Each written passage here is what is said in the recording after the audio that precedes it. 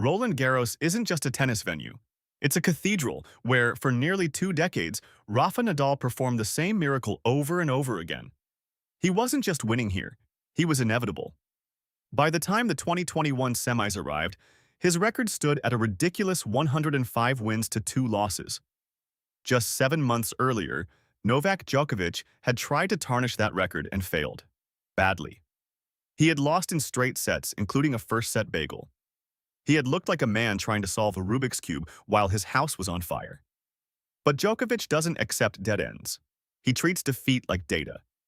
And on that humid night in Paris in June 2021, he came back with a completely different blueprint.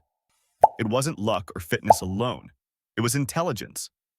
Novak outthought him, and he did it by targeting 3 specific areas. First, the anti-forehand. Nadal's greatest weapon is his heavy, topspin cross-court forehand. Most players try to survive it.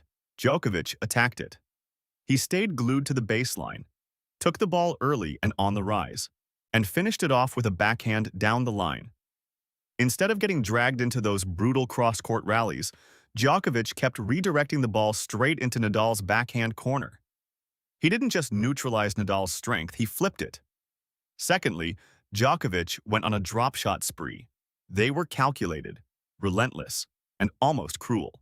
Because the goal wasn't just to win points, it was to make Nadal run vertically and repeatedly. Even when the drop shot didn't work, it still worked as it dragged the 35-year-old into constant movement. By the 4th set, you could see his legs were heavier and the explosiveness fading. And thirdly, fighting fire with spin. Djokovic didn't just hit them flat and hard, he actually increased his own topspin, started pushing Nadal back and creating space.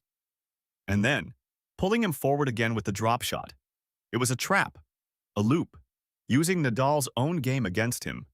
And by the end of that night, something had shifted. For the first time on that court, Nadal didn't look inevitable. He looked predictable.